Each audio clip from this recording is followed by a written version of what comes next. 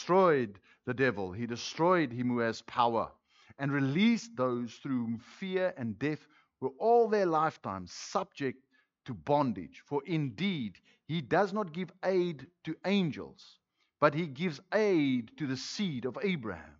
That's you and me.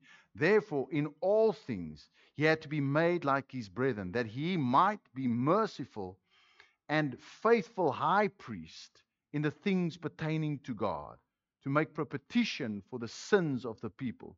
For in that he himself has suffered, being tempted, he is able to aid those who are tempted.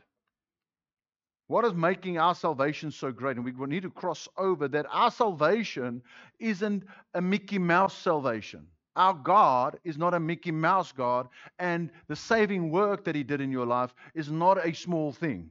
It is a big thing. It's a huge thing. He saved you and I from hell.